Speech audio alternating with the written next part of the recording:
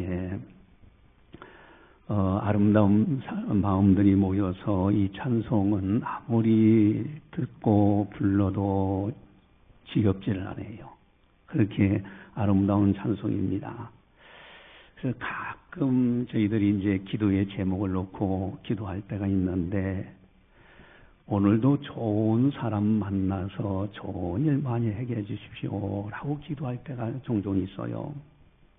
저는 아주 중요한 기도의 제목이라고 생각합니다. 여러분, 사람 잘못 만나면은 배가 망신하는 경우들이 종종 있어요. 반면에 좋은 사람 만나서 인생이 완전히 바뀌어지는 그런 사례들도 종종 있습니다. 여러분, 사기꾼들 어떻습니까? 나 사기꾼이다. 저 사람 사기꾼인가 보다. 알고서 만나는 사람이 어디 있어요?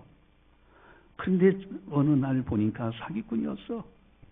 요즘 뭐 보이시피싱 해가지고, 거기에 속아가지고 전 재산 이제 노후에 쓰려고 그 모은 재산을 하루아침에 다 탕진한 그런 사람들도 있잖아요. 얼마나 그 안타까운 일입니까? 사람 잘못 만나서 아주 어렵게 되는 사례. 또 반면에 좋은 스승 만나, 좋은 선생님 만나가지고 인생이 바뀌어지는 사례들도 종종 있어요. 그리고 결혼하려고 하는 사람들 보면은, 좋은 남자 만나야 되겠다, 좋은 여자 만나야 되겠다, 그러잖아요. 왜? 사람이 너무 중요하기 때문에. 여러분, 사람은 인생을 살면서 수많은 사람들을 만나고 헤어지고 또 만나고 헤어지고 그렇게 살아가요. 이렇게 될 때에 좋은 사람 만나서 좋은 일 많이 한다면 얼마나 좋을까? 그런데 한 번쯤 더 생각해 보면은, 내가 중요한데 도대체 나는 다른 사람에게 어떤 사람이냐 이거예요. 내가 좋은 사람이냐? 내가 다른 사람에게 좋은 사람이 되어서 좋은 일을 행해줄 수 있는 사람이냐? 이쯤 차원을 생각해 볼 때 얼마나 아름다운 삶이 되어질까? 오늘 본문에 보면은 세 종류의 사람들이 소개되어 있습니다. 첫 번째 하나는 악인이요. 악인. 여러분, 그 사람들의 특징이 있어요. 악한 사람.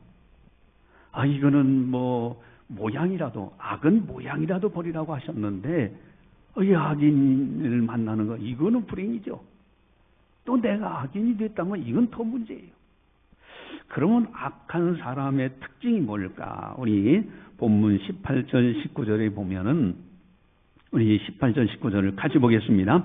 가령 내가 악인에게 말하기를 너는 꼭 죽으리라 할 때 네가 깨우치지 아니하거나 말로 악인에게 일러서 그의 악한 길을 떠나 생명을 구원하게 하지 아니하면 그 악인은 그의 죄악 중에서 죽으려니와 내가 그의 핏값을 네 손에서 찾을 것이고 네가 악인을 깨우치되 그가 그의 악한 마음과 악한 행위에서 돌이키지 아니하면 그는 그의 죄악 중에서 죽으려니와 너는 네 생명을 보존하리라. 아멘. 자, 여기 보면은 그의 죄악 중에서 죽으려니와가 두 번이나 나와요.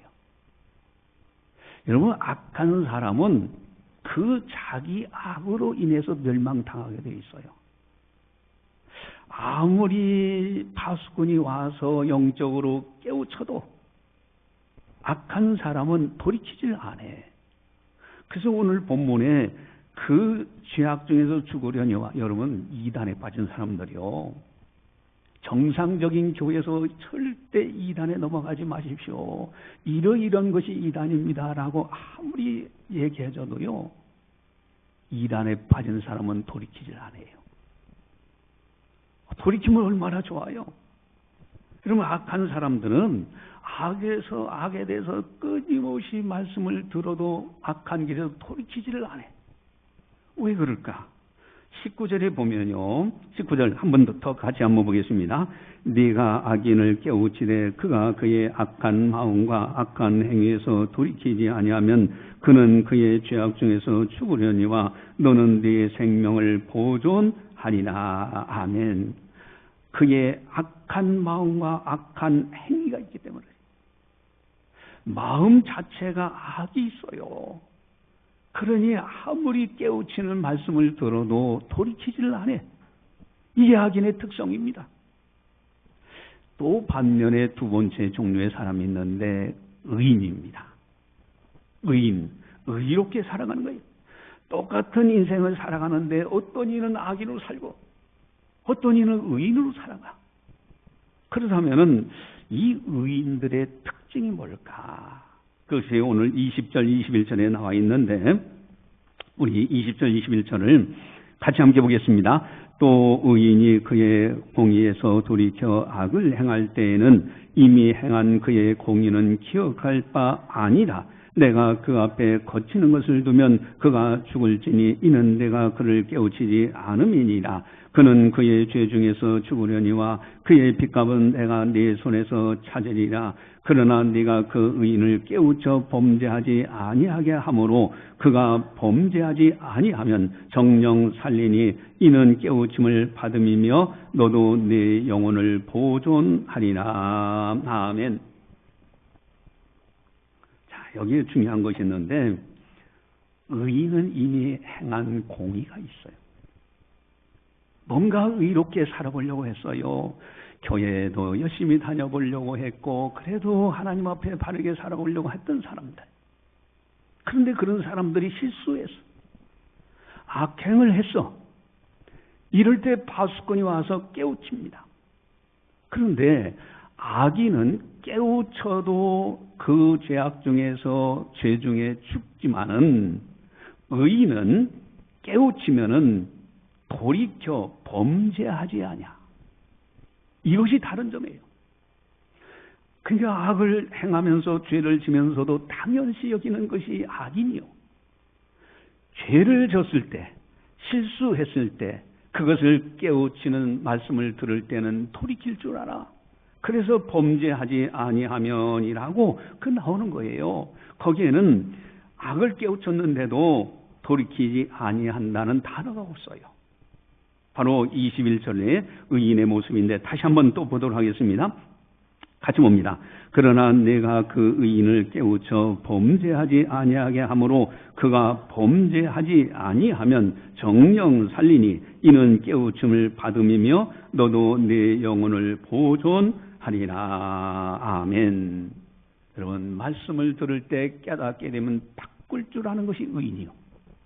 그러나 돌이키지 않는 것이 악이지요. 그럼 베드로가 설교를 해요. 베드로 사도가 설교를 하고 군중들이 많이 들었어요. 스데반이 설교합니다. 스데반이 설교할 때도 군중들이 많이 들었어. 그런데 공통점이 있어요. 베드로가 설교하든 스데반이 설교하든 성경에는 이에 마음이 찔려라는 단어는 똑같이 들어가 있어요. 베드로가 설교하는데도 마음이 찔렸어요. 스데반이 설교하는데도 마음이 찔렸어요. 그런데 어마어마한 차이가 나타나는데 베드로가 설교할 때는요, 그 군중들이 듣고서 형제들아 우리가 어떻게 할꼬 그래요. 우리가 어떻게 하면 좋겠느냐. 그래서 베드로 사도가 설명합니다. 회개하여 돌이키고 예수의 이름으로 세례를 받으라고 그래요. 그날 세례를 받은 사람들이 3,000명, 5,000명의 많은 생명들이 구원을 받아. 이게 의로운 사람들의 모습입니다. 그러나 반면에 스데반이 설교했을 때 마음이 찔리는 건 동일해. 깨닫긴 했어. 그런데 오히려 성경에는 그렇게 말씀하십니다. 그를 향하여 이를 갈거늘. 이게 악인의 모습이에요. 깨닫게 할 때 돌이킬 줄 아는 것이 의인이요. 깨닫게 하는데도 돌이키지 아니하고 악으로 달려가는 사람은 악인들인 거예요. 여러분, 똑같이 하나님의 말씀을 듣고도 두 종류의 사람들이 있습니다. 어떤 사람은 마음에 찔릴 때 그래 내가 이렇게 살아서는 안 되지. 내가 바르게 살아야지. 이게 의로운 사람들의 모습입니다. 그러나 악인들은 그렇지 않아요. 깨닫는 말씀을 들어도 오히려 동일하게 전에나 마찬가지야.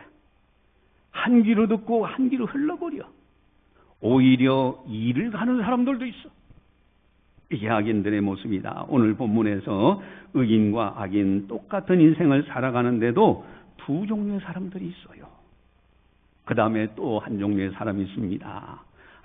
아주 중요한 사람들인데 의인들보다도 더 중요한 사람들, 정말 아름다운 사람들인데 그런 사람들이 있어요. 오늘 17절에 보면 나와 있는데 우리 17절을 같이 함께 보겠습니다. 17절 같이 봅니다. 인자야, 내가 너를 이스라엘 족속의 바숭으로 세웠으니 너는 내 입의 말을 듣고 나를 대신하여 그들을 깨우치라. 아멘. 인자야 하고 부릅니다. 인자. 여러분, 인자라는 단어는 영어로 son of man이에요. 사람의 아들이라는 뜻이에요. 아담을 최초로 지으셨을 때는 사람이라고 명하셨어요. 여러분, 참된 사람, 사람이 사람다워져야 돼. 그 사람의 사람다운 모습이 무엇일까? 참된 사람이 어떤 사람일까? 우리 전도서 12장 13절에 있는데 주보지에 나와 있습니다. 전도서 12장 13절을 주보지에서 같이 한번 보겠습니다.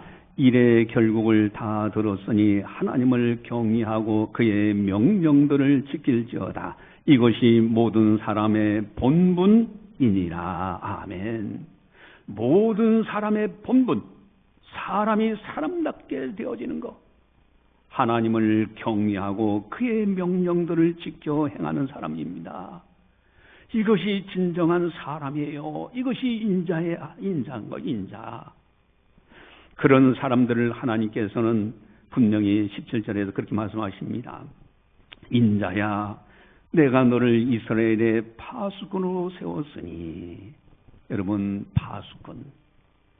파수꾼의 사명은 너무나 중요한 사명입니다. 파수꾼이 게으르고 잠잠한 그 성 안에 있는 사람들의 생명이 위태한 거예요. 여러분, 파수꾼이 깨어있는 사람, 그 성 안에 있는 사람들은 생명을 보존할 수가 있어요. 여러분, 똑같은 인생을 살아가는데 어떤 이는 악인으로 살아가, 어떤 이는 의인으로 살아가.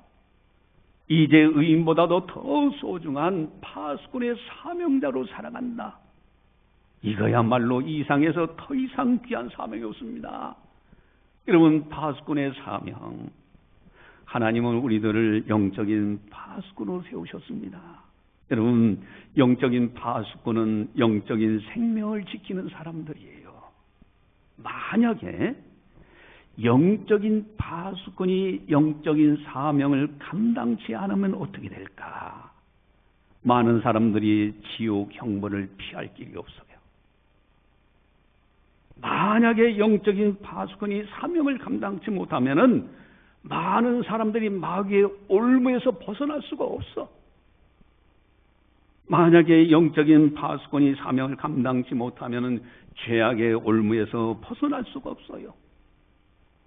만약에 영적인 파수꾼이 사명을 감당치 못하면은 사망의 그늘에 앉은 사람들이 해방될 길이 없습니다.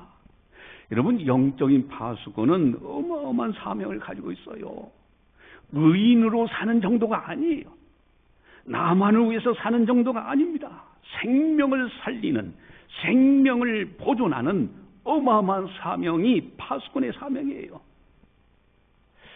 저는 이제 가정들을 이렇게 이제 신방해보고 카드를 보고 놓고 이렇게 이제 보면은요, 가만히 이렇게 보니까 영적인 사명자들이 가정마다 하나씩, 한 분씩은 있어요.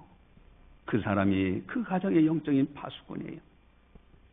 가정의 사명을 띤 영적인 사명자들, 그들이 기도줄을 놓으면은 다른 가족은 풍기박산이에요. 마귀의 밥이에요. 영적인 사명을 가진 사람이 가족에 대해서 무관심하면은 그 가정은 참으로 어려운 가정이 됩니다. 아니 기도 안 하고 저렇게 적당히 지내도 괜찮던데요. 그런데 어느 한순간에 와르르 무너져요. 감당치 못하게 무너집니다. 여러분, 영적인 파수꾼이 너무너무 중요해요. 이 성도들, 우리 가정, 이제 한 가정 위해서 기도해요. 하나님 앞에 이렇게 기도해 보면요, 어떤 가정은 영적인 파수꾼 사명을 띈 그 사람이 참 열심이야. 그러니까 그 가정 식구들이며 다들 이렇게 신앙생활하는 모습을 쭉 보니까 그 영적 사명자가 참 열심히 있구나. 또 어떤 가정은요, 무관심한 가정들도 있어요. 영적 사명을 띄었는데 가정에서 사명을 감당치 않고 그냥 무관심해. 다른 가족이 어떻게 되든 말든. 그래서 성경은 이렇게 말씀하십니다.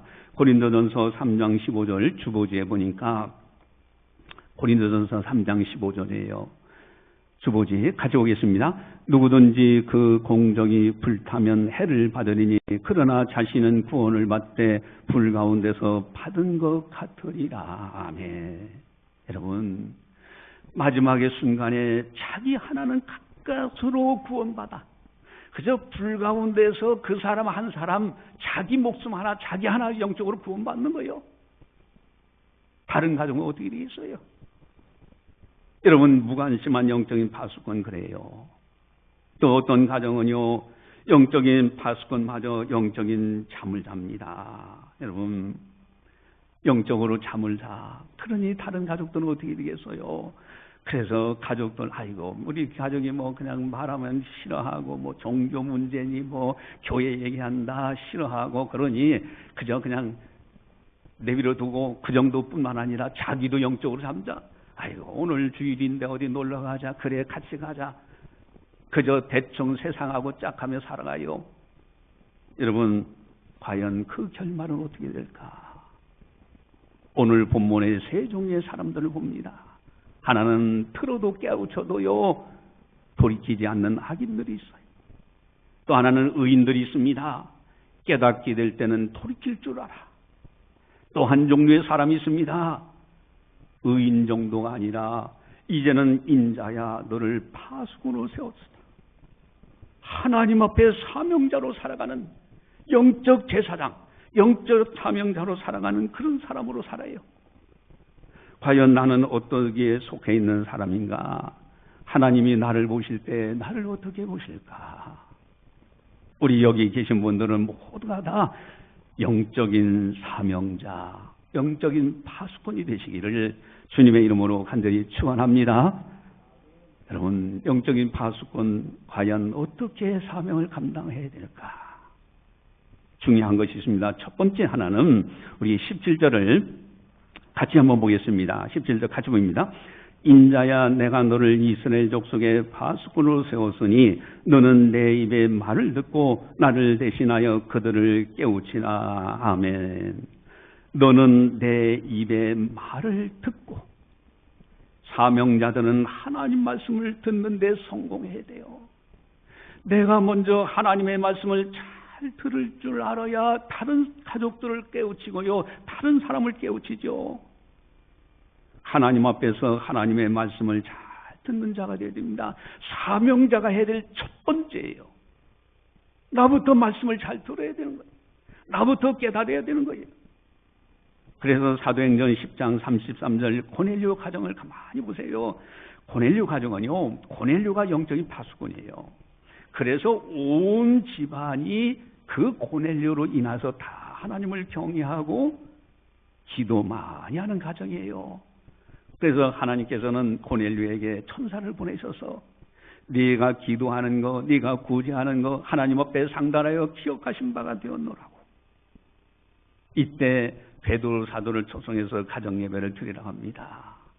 영적인 파수꾼 사명을 가진 고넬료는 자기 가족들뿐만 아니라 친구, 친족들까지도 다 모아놔요. 그리고 하나님 말씀 들을 때 이렇게 고백합니다. 사도행전 10장 33절 주보지에 나와 있는데 고넬료의 고백입니다. 사도행전 10장 33절 같이 봅니다. 내가 곧 당신에게 사람을 보내었는데 오셨으니 잘하였나이다. 이제 우리는 주께서 당신에게 명하신 모든 것을 듣고자 하여 다 하나님 앞에 있나이다. 아멘.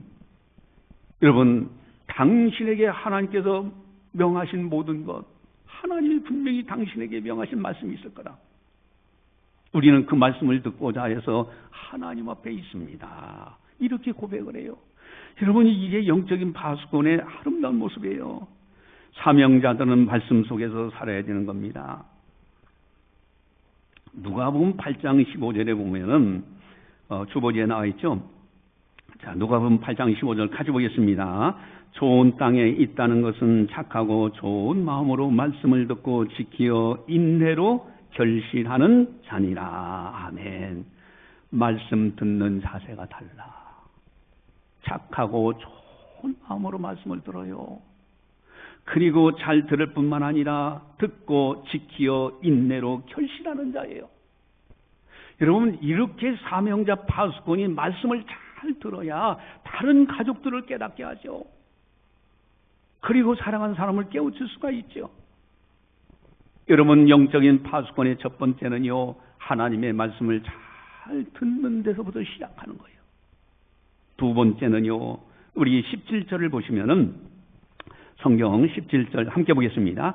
인자야, 내가 너를 이스라엘 족속의 파수꾼으로 세웠으니 너는 내 입의 말을 듣고 나를 대신하여 그들을 깨우치라. 아멘. 나를 대신하여 라고 되어 있어요.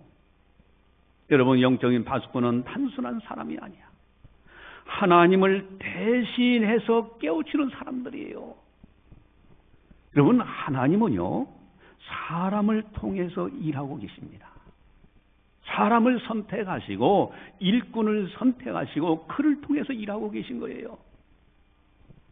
나를 대신하여, 하나님을 대신하여, 하나님을 대신하는 일하는 사람들을 하나님의 사명자들이라고 하고요, 하나님의 일꾼이라고 하고요, 또 이런 사람들은 파수꾼이라고 하는 거예요. 이런 사람들은 하나님의 이름으로 사명을 감당하는 사람들입니다. 그렇기 때문에 하나님을 대신해서 일하는 그 사명자들, 파수꾼들을 얼마나 하나님의 애지중지하시는지 몰라요. 그래서 예수님께서 아예 친히 이런 말씀도 하셨습니다. 우리 주보지의 요한복음 13장 20절을 보시면은, 요한복음 13장 20절 같이 보겠습니다. 내가 진실로 진실로 너에게 이르노니 내가 보낸 자를 영접하는 자는 나를 영접하는 것이요 나를 영접하는 자는 나를 보내신 이를 영접하는 것이니라. 아멘. 진실로 진실로 내게 이르노니 아주 중요한 말씀을 하실 때 강조하고 강조할 때 그 표현을 쓰십니다. 내가 보낸 자를 영접하는 자는 나를 영접하는 거다. 또 나를 영접하는 것은 하나님 아버지를 영접하는 거다. 여러분, 하나님께서 보내신 자 바로 파수꾼들은요, 얼마나 하나님의 애지중지하시는지 몰라요. 이제 며칠 전에는 어떤 분이 오셔가지고 그림 경매를 하신다고 그래요. 아니, 저는 생소한 직업도 아주 젊은 분이에요. 근데 그림을 경매를 한다? 저는 생소한 직업을 가지신 분을 만나가지고 대화를 나눴는데, 그게 팔립니까? 그랬더니, 그 인터넷상에서 다 팔린대요. 경매를 하는데, 근데 뭐 자주 이렇게 막 팔고 물건 팔듯이 이렇게 하는 것이 아니라, 이제 경매가 되면은 한밤중에도 갖다 배달해주고 막 이렇게 한다고 그래요. 그러면서 하는데, 그래서 옛날 영화를 보니까 이 고가의 그림을요, 그 그림이 어마어마한 재산 축적의 저축수단이더라고요. 그러니까 인터넷에 활발하게 그게 되나 봅니다. 여러분, 만약에 그림이 있는데 뭐 이것도 그림이라고 그랬어? 한마디 하면요, 그림 욕먹는 거 아니에요. 그림을 그린 화가를 무시하는 거야. 하나님을 대신하여 하나님이 파수꾼을 세우신 영적인 사명자들을 무시하는 것은 곧 하나님을 무시하는 거예요. 그들을 영접하는 것은 곧 하나님을 영접하는 것입니다. 하나님을 대신하여 일하는 사람들이 영적인 파수꾼들이에요.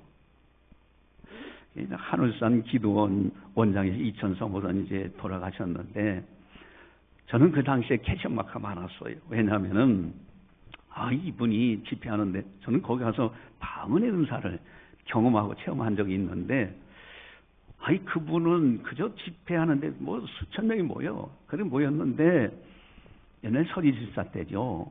그래서 은혜받교회에서 교사 교회 학교 선생 교사로서 학생들을 인솔해 가지고 이제 기도원에 목사님 허락하여 갔던 적이 있어요. 그런데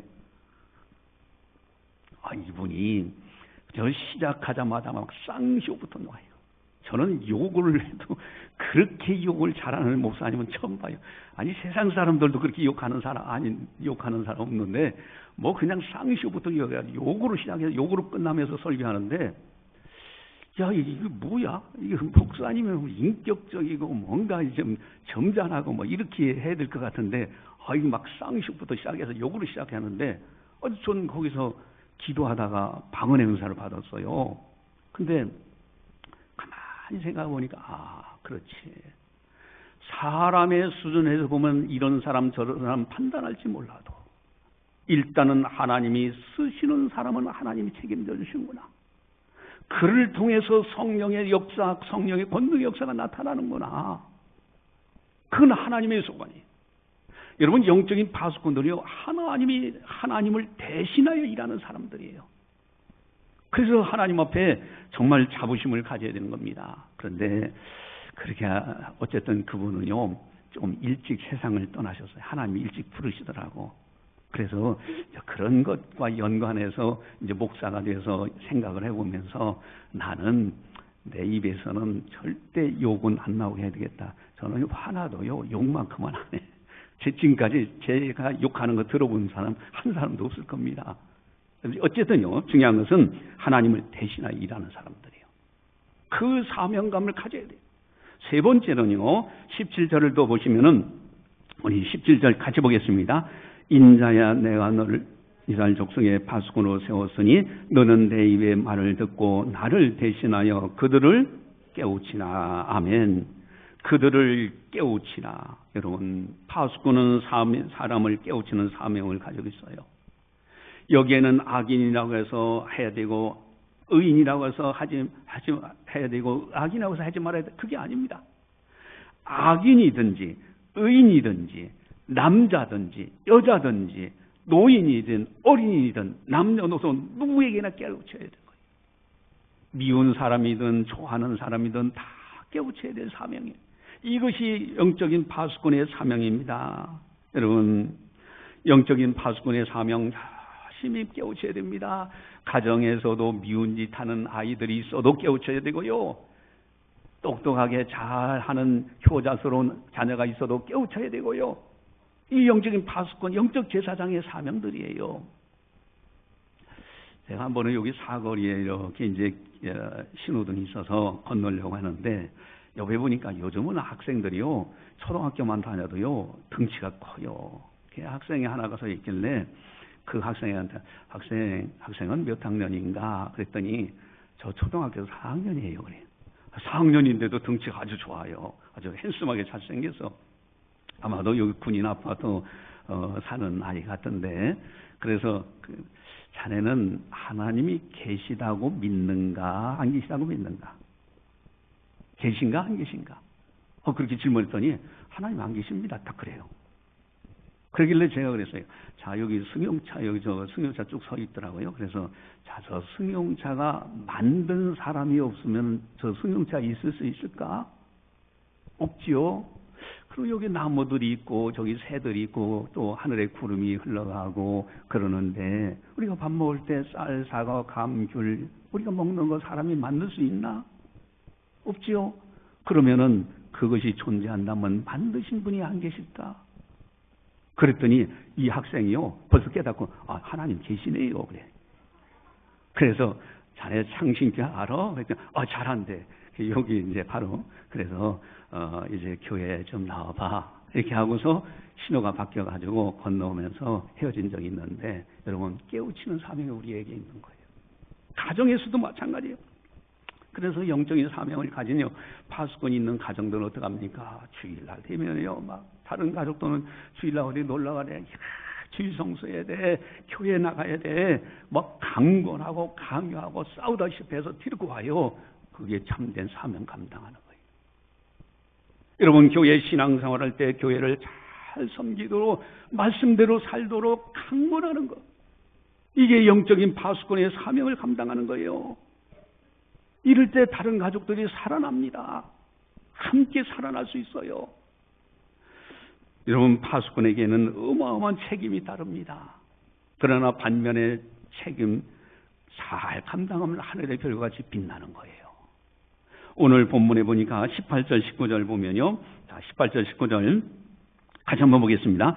가령 내가 악인에게 말하기를 너는 꼭 죽으리라 할 때에 네가 깨우치지 아니하거나 말로 악인에게 일러서 그의 악한 길을 떠나 생명을 구원하게 하지 아니하면 그 악인은 그의 죄악 중에서 죽으려니와 내가 그의 빚값을 내 손에서 찾을 것이고 네가 악인을 깨우치되 그가 그의 악한 마음과 악한 행에서 돌이키지 아니하면 그는 그의 죄악 중에서 죽으려니와 너는 네 생명을 보존하리라. 아멘.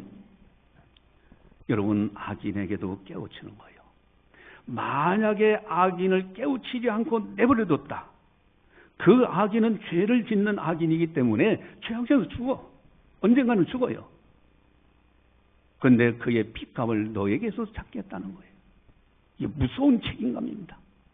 그러나 네가 악인에게 깨우치라 할 때 깨우쳤어.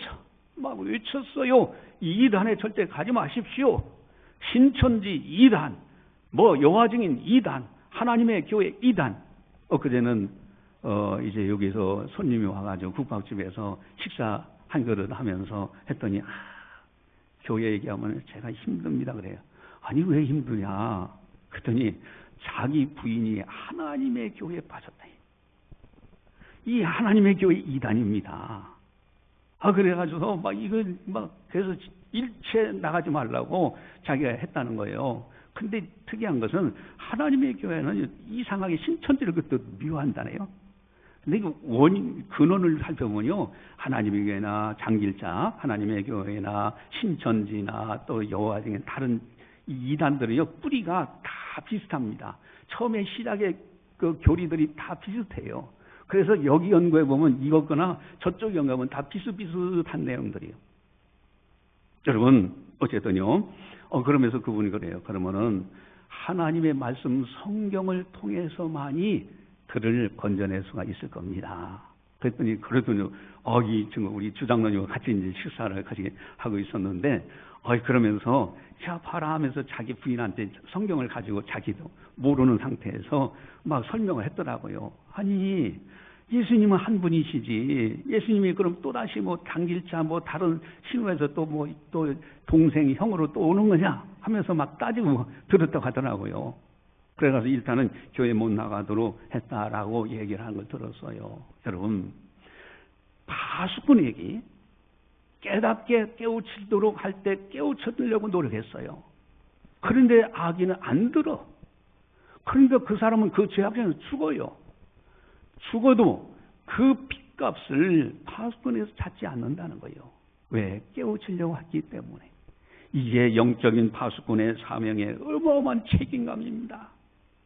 또요 20절 21절을 보시면은, 자 우리 20절 21절을 같이 보겠습니다.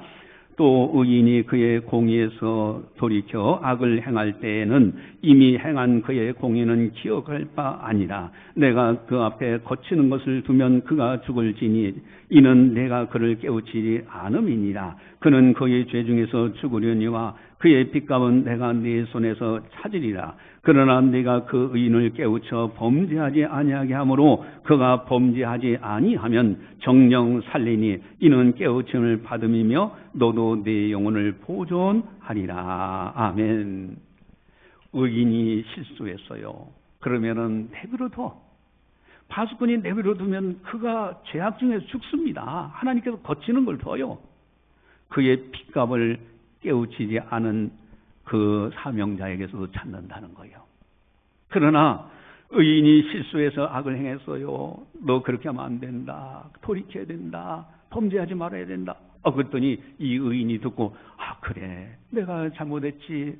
내가 엉뚱한데 잘못된 것에 빠졌었지. 내가 돌이켜야 되겠다. 범죄하지 않아. 그러면 정령 산다. 그리고 그로 인해서 너도 영혼을 보존하게 된다. 여러분, 영적인 파수꾼의 사명이 얼마나 중요한지 몰라요. 여러분, 여러분들 가정에 여러분들이 다 영적 제사장이요 사명자인데 무관심하거나 잠자고 있다면은 여러분 하나님 앞에 무서운 책망을 받아요. 이제 2024년도 다 저물어가고 있습니다. 10월달 거의 다 지나가잖아요. 11월, 12월달 좀 있으면 됩니다. 여러분 가족 구원이 너무너무 중요해요. 그리고 사랑하는 사람들 이웃 구원하는 건 너무너무 중요합니다. 여러분 만약에 천국에서 못 만난다면 어떻게 될까? 천국에서 못 만난다면, 사랑하는 사람 못 만난다면 어떻게 될까? 여러분 우리가 부자와 나사로의 이야기는 너무나 잘 알고 있어요. 부자가 때가 되어서 죽었잖아요. 그저 장사 지냈어요. 그러나 나사로는 천사에게 받들려 낙원에 들어갔죠. 이제 부자가 음부에 들어가서 너무나 고통스러워서 눈을 들어보니까 아브라함 품에 낙원에 나사로가 있어. 그래서 나사로의 손가락 끝에다 물 한 방울만 적셔서 내 혀 좀 서늘하게 해달라고 그래요. 여러분 그랬더니 이미 천국과 지옥은 사후의 세계에서는 영원한 이별이에요. 영원히 갈라지는 곳이에요. 이 지옥에 들어간 부자가 자기 형제 5을 생각합니다. 5명. 내 형제 5명이 있는데 만약에 죽은 자의 가운데서 그들에게 가는 자가 있다면 그들도 회개할 겁니다. 그때 하늘에서 음성이 어떻게 들려줍니까? 모세와 선지자가 있으니 그들의 말을 듣지 않는다면 죽은 자가 살아서 간다 할지라도 고난을 받지 못한다. 여러분 이 이야기를 우리가 잘 알고 있는데 만약을 가정해 봅시다. 사랑하는 가족이, 사랑하는 사람이 지옥에 가 있어. 여러분 지옥에 들어가 있을 때 그 고통 중에 있을 때 그때 왜 엄마가 나를 강권해서라도 교회 데리고 가지? 그때 아빠가 나를 강권해서라도 교회 데리고 가지? 그러면서 얼마나 원망하고 그렇게 한탄할까? 여러분 영적인 파수꾼의 사명이 너무너무 중요한 거예요. 이 사명 충실히 감당하다 주님 배울 때 칭찬받고 사랑하는 가족들이 다 함께 천국에서 만난다면 얼마나 좋을까? 기도하겠습니다. 사랑의 하나님 아버지 감사합니다. 오늘도 성령께서 교회에 하신 말씀을 듣게 하시니 감사를 드립니다. 이 세상에는 악인도 있고 의인도 있고 사명자들이 있습니다.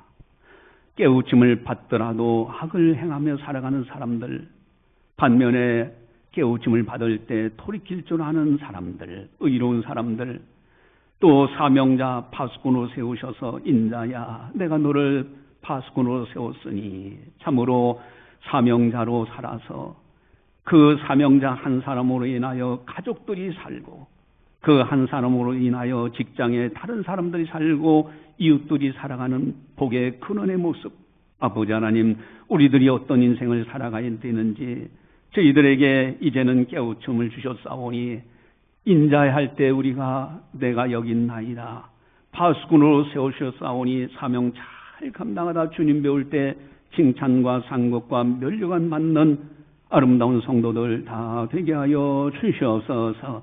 사랑하는 사람들을 천국에서도 다 함께 만날 수 있도록 은혜 베풀어 주시옵소서. 우리 장신교에 등록된 성도들 한 사람도 나고자 없게 해주시옵시고 믿음을 부어주셔서 이 땅에서도 복을 받고 하나님의 일을 감당하다 천국에서 다 함께 만날 수 있도록 은혜 베풀어 주시옵소서. 감사하고 예수님의 이름으로 기도드리옵나이다. 아멘.